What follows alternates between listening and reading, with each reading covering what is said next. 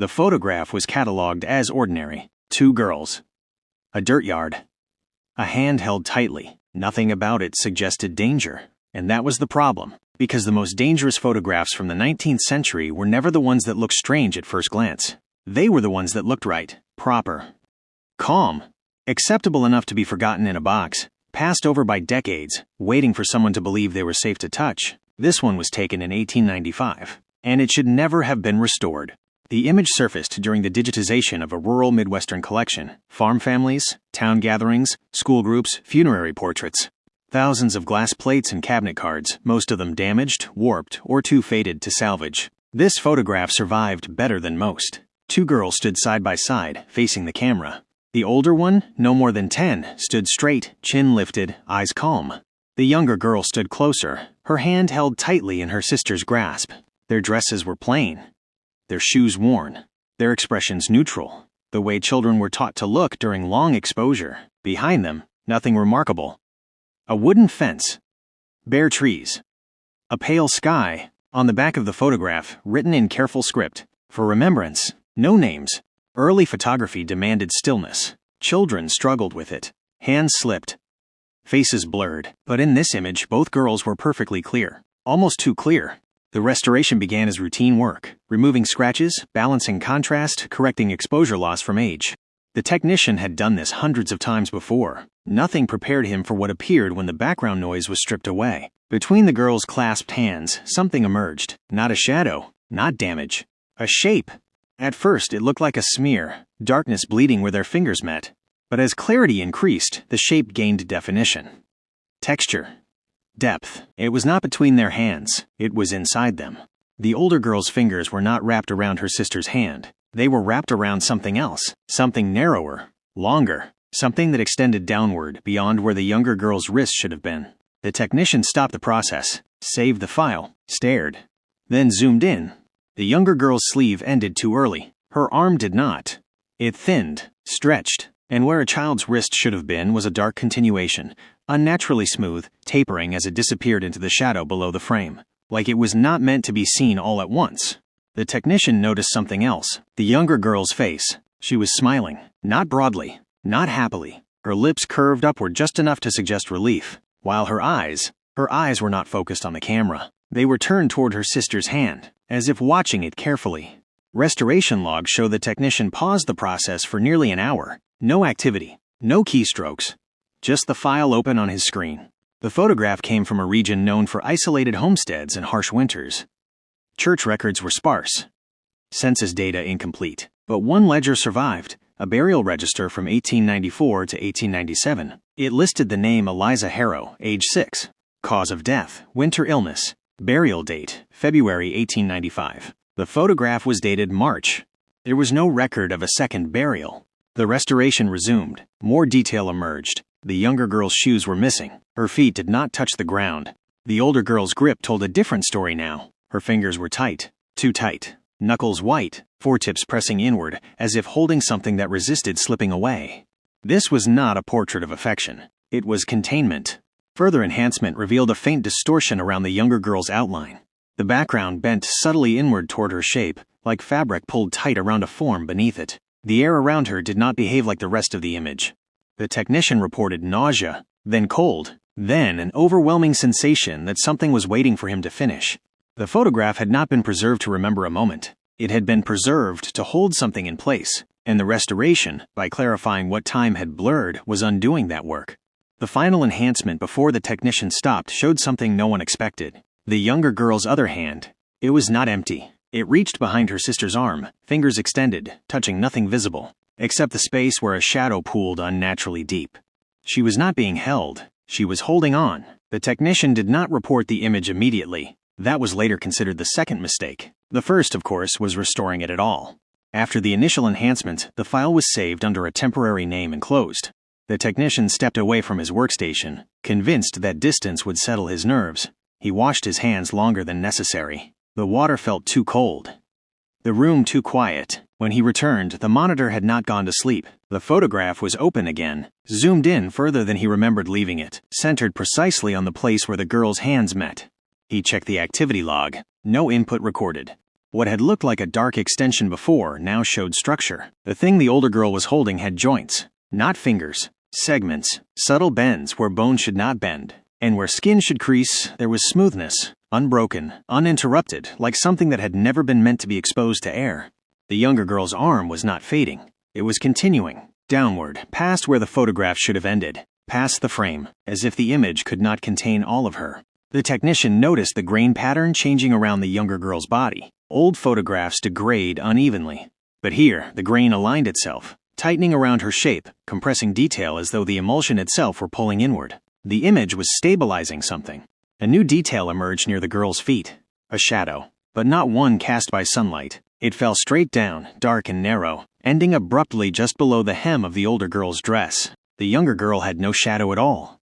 The technician documented his observations and finally escalated the image to the archival review board. They advised him to stop work until further assessment. He agreed, but the image did not. That night, he dreamed of hands, small ones, cold ones, reaching upward from darkness, grasping at wrists, sleeves, hems, anything that moved. He woke with the sensation of fingers still wrapped around his own. There were faint marks on his forearm, indentations, too evenly spaced. The review board convened 3 days later. By then, the technician had not slept properly. He presented the original scan alongside the restored version, explaining the anomalies calmly, professionally. No one laughed, because everyone in the room saw the same thing. One of the board members, a specialist in post-mortem photography, recognized the pose immediately. Children holding hands was common, but this grip was wrong. The older girl's arm angle suggested resistance, not support. Her shoulder was tense, her posture rigid, as if she were bracing herself. The younger girl's expression unsettled them most. Her smile was not playful. It was restrained, contained, like someone concentrating very hard on staying present. The board authorized further research, church records, medical logs, family histories. They found the Harrow family easily, too easily. The Harrow homestead had been abandoned in late 1895. Neighbors described the parents leaving abruptly, refusing help, refusing questions. The mother was said to have wrapped her hands constantly in cloth. The father avoided eye contact. They took only what they could carry. They did not take photographs. A midwife's journal from the area mentioned a, quote, second passing that winter. Not a death, a passing. The entry described a child who would not finish leaving, and a sister who stood where she was told and did not let go. The photograph was taken weeks later. The restoration continued under supervision. As clarity increased, the background behind the girls revealed something new. The fence line warped inward. The boards bowed slightly toward the younger girl. Even the ground beneath her feet darkened unnaturally, like soil pressed thin over an empty space. Someone suggested stopping. Another suggested sealing the image. A third pointed out that if something was present, understanding it mattered. That was the third mistake. A high-resolution pass revealed faint markings on the younger girl's arm. Lines, circular impressions, like pressure points left by repeated gripping. But the size did not match a child's hand. They were too wide, too evenly spaced. The older girl's grip made sense now. She wasn't holding her sister. She was holding whatever her sister was attached to. The board member who specialized in burial practices grew pale. In the late 1800s, premature burial was a known fear. Families sometimes tied strings to coffins, bells to hands, anything to signal movement after burial. But in rural areas with frozen ground, delays were common. And sometimes the delay was intentional. The younger girl had been buried, but not completely. The photograph was not taken to remember them. It was taken to document that the sister was still doing her job. As the meeting adjourned, the lights in the archive flickered, just once. When they returned to normal, the photograph on the screen had changed. The older girl's head was now tilted slightly toward her sister. Her eyes were no longer focused on the camera. They were looking down, and the younger girl's smile was wider. Once the change was noticed, it could not be unnoticed. The tilt of the older girl's head was subtle, barely a few degrees, but it altered the entire meaning of her expression.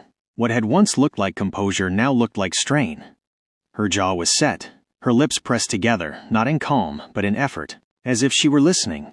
The photograph was immediately removed from the main workstation and transferred to an isolated system. No network, no external storage, no automatic backups. The board agreed on one thing. Whatever was happening, it was responding to attention, but the image did not stop changing. The next enhancement revealed something that should not have existed in an 1895 photograph. Depth, not the illusion of depth, actual spatial layering as if parts of the image were closer to the viewer than others. The younger girl's arm appeared to extend forward, slightly out of plane with the rest of her body. Not moving, reaching. One of the analysts noticed a repeating artifact in the shadows beneath the girl's feet. A pattern that resembled overlapping handprints, pressed upward from below the ground. Not emerging, holding. Historical context began to matter. In the winter of 1895, the region experienced a severe freeze. Ground hardened weeks earlier than usual. Burials were delayed. In some cases, bodies were kept in root cellars, sheds, or barns until the earth softened. And sometimes children were buried shallow. A church elder's letter surfaced during the research. It mentioned the second child and warned that keeping her close would only invite more waiting. The phrase was underlined. Waiting. The younger girl's name was found at last. Eliza Harrow. The older girl was Margaret, age 11. Margaret's role became clearer with each frame. Her posture was not protective. It was instructional. She stood exactly as she had been told. Feet placed deliberately, arm held at a precise angle. Grip unbroken. The photograph was not capturing affection. It was recording compliance. When the image was inverted, an old technique used to expose hidden details, something appeared beneath the younger girl. A void, not darkness, absence. The ground texture stopped abruptly where her body should have cast weight. Soil, grass, and shadow simply ended, as if she were standing above something open. The younger girl's other hand, previously lost in shadow, became visible. Her fingers were curled upward, gripping something below the frame, something that did not belong to her. The board debated halting the project entirely, but the photograph had already begun its work. People who reviewed the image reported similar sensations: pressure in the arms, tingling in the fingers, the urge to clasp their hands together and hold. One analyst was found hours later in the archive hallway, standing with his arm extended downward, hand clenched around nothing. He said he was helping. The photograph updated again, this time without any enhancement. The younger girl's face had changed. Her smile was no longer restrained. It was grateful. Margaret's eyes were now fully turned toward her sister, and for the first time, fear was visible. The final discovery in this phase came from a detail no one had examined closely enough before. The girl's shadows. Margaret's shadow fell normally. Eliza's did not. It rose, narrow, elongated, stretching upward along the fence behind them, too tall, too thin, ending beyond the top of the frame. Not cast by the sun, cast by something beneath her. The photograph was not haunted. It was anchored. Eliza had not returned. She had been partially retrieved, and Margaret was the tether. The restoration was no longer revealing hidden damage. It was undoing a seal. The board ordered the process paused indefinitely, but the image was no longer confined to the screen. Those who had studied it too long began to notice small changes in their surroundings, floors that felt hollow underfoot, shadows that bent toward their hands, the sense that if they stood very still, something below might reach up. The photograph did not want to be restored. It wanted to be completed. The restoration did not just expose hidden details. It awakened something. The older girl, Margaret, was not just holding Eliza's hand. She was holding her tether, the fragile connection keeping the younger girl's essence anchored between life and death. Eliza was trapped, not in the photograph, not in the grave, but somewhere in between. Folklore from the region spoke of the waiting place, a liminal space where souls lingered before crossing over. It was said that children who died suddenly could become stuck there, unable to fully leave because of unfinished bonds. Margaret, in this story, had been tasked with keeping Eliza grounded, her posture, her grip, the tightness of her hold, all signs of a ritual binding them together. The photograph was a record, but more than that, it was a warning. The more the restoration progressed, the stronger the sensation grew. Archivists who worked with the photo reported cold spots, whispered voices, and the overwhelming feeling that someone was watching them. One technician swore he saw Eliza's hand twitch beneath the older girl's grip during a late-night review. Attempts to print the restored photograph resulted in strange physical effects. Prints curled upward at the edges, developing strange discolorations. Some developed faint wet spots that never dried. The Harrow family history revealed a chilling secret. Eliza had been buried alive. Contemporary accounts from neighboring families described a harsh winter, with frozen ground making burials nearly impossible. Local lore told of the mother's desperate refusal to release Eliza, wrapping her fingers tightly around the child's wrist in the cold darkness of the cellar. Margaret had promised to hold her sister's hand until the earth thawed. The photograph was taken to capture that moment, a last testament of love, fear, and horror frozen in time. The final act of restoration revealed the unimaginable. In the darkest corner of the photograph, beneath the girl's feet, a faint shape emerged. A tall, thin silhouette, impossibly narrow and stretching beyond the frame. It was the waiting shadow. The shadow was not cast by light. It was cast by absence, a presence. the thing that held Eliza back, the thing Margaret fought against with all her strength. Archivists began to distance themselves from the photograph. The technician who first restored it refused to look at it again. He left the project, moving to a different city. But some things cannot be left behind.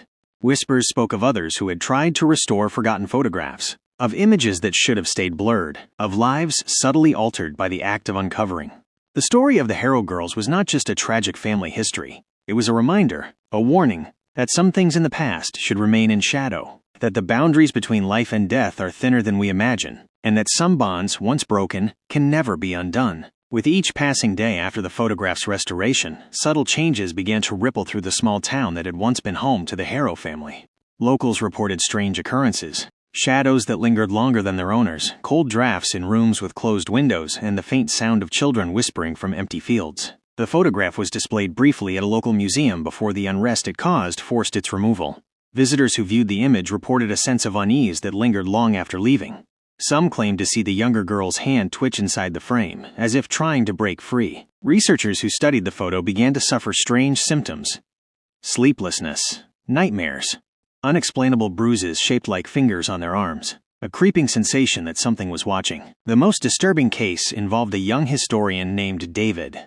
David became obsessed with the Harrow photograph, spending hours analyzing every detail. He reported feeling as if someone was standing behind him, watching, waiting. One night, David disappeared. His apartment was found in disarray. On his desk, the photograph lay face down, edges curled and stained with drops of something dark. His computer showed only one open document, a single sentence typed repeatedly. "She is still holding on." Police found no evidence of foul play. David was simply gone. No note, no trace. Meanwhile, the shadow beneath the younger girl in the photograph seemed to grow darker with each passing day. Some claimed it now reached beyond the frame, creeping slowly along walls, floors, and ceilings in places where the photo was displayed. The Harrow girl's story became a local legend. Whispered warnings passed among townsfolk told others not to look too closely at old photographs, not to try to restore what had been meant to stay lost. For Margaret, the burden continued. She had promised to hold her sister's hand, to keep her tethered to this world. And now, she was not alone in her vigil. The photograph, once thought to be a simple family remembrance, had become a prison, a haunting reminder that some bonds stretch beyond death, and some hands will not be released. The final chapter of the Harrow sisters' story is not found in books or records. It lives in the silence between moments, the stillness where time folds back on itself and the past bleeds into the present. The last known photograph of Margaret Harrow was taken shortly after David's disappearance. She stood alone in the same dirt yard, hands clenched tightly in front of her. No smile, no children by her side. The restored image of Eliza, the younger sister, remained locked away, stored in a vault, guarded by those who feared what it might awaken if exposed again. Yet the story refuses to rest. Local legends tell of a figure, a young girl seen standing motionless by the old fence line, holding an invisible hand, watching the world pass by with eyes too old for her age. The shadow beneath the girls in the original photograph never vanished. It waits, patient, endless. Some say that the bond between the Harrow sisters is unbreakable. Others warn that some bonds should never be formed. If you ever come across a faded photograph from a forgotten time, look closely, but don't stare too long, because sometimes, behind the innocent faces, there is a hand holding on, and it might just be holding you. Thank you for joining Forgotten Remains, where the past is never truly gone, only forgotten.